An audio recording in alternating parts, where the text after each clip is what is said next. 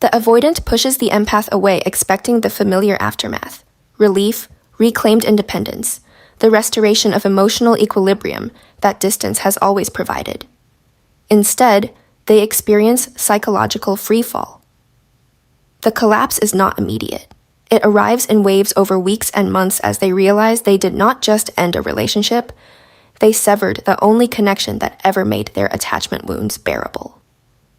The empath was not simply another partner. They were the specific accommodation that allowed the avoidant to function in proximity to intimacy without complete breakdown. Number 1. The empath was absorbing the full weight of their emotional unavailability. The avoidant lived inside the relationship believing their detachment was manageable, normal, simply who they are. What they did not consciously register was the invisible infrastructure the empath built to make that detachment survivable. The constant translation of their silence into something that did not mean rejection. The reframing of their withdrawal as needing space rather than not caring. The emotional labor of staying connected to someone who was perpetually half absent. When the empath leaves, this infrastructure vanishes, and the avoidant is confronted with the raw reality of their own patterns without anyone buffering the impact. New connections do not accommodate. They react with hurt, with demands for explanation, with boundaries that reject the avoidant's unavailability outright. The collapse happens when the avoidant realizes the empath was not just tolerating their distance, they were actively making it possible for the avoidant to remain emotionally shut down without facing consequences. Without that specific cushioning, the avoidant's attachment style becomes unsustainable even to themselves. Subscribe to explore the psychological reckonings that happen when avoidants lose the one person who made their patterns functional. Number 2.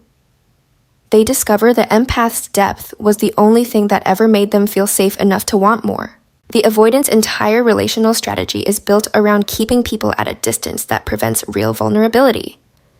The empath was the exception.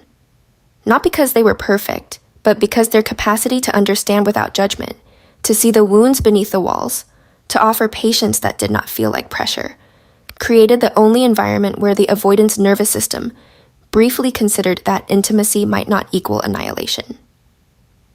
They pushed the empath away because that consideration terrified them, because getting close enough to want more meant risking everything their defenses were designed to prevent. The collapse comes when they realize that every person after the empath feels either too shallow to bother with or too demanding to tolerate, and that the empath was the singular person who existed in the narrow band where connection felt possible.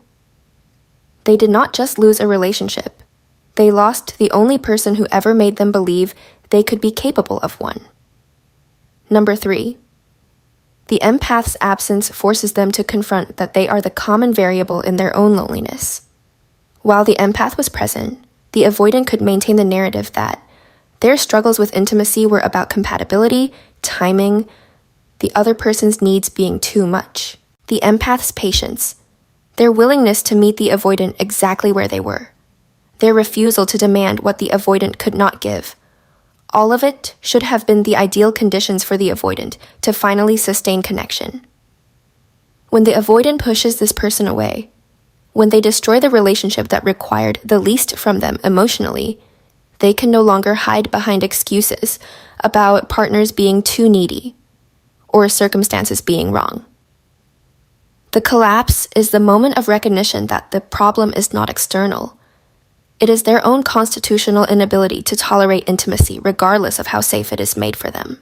The empath represented their last plausible justification for believing they could eventually connect deeply with someone, and pushing them away was the act that proved they cannot. The avoidant collapses because pushing the empath away was not self-preservation.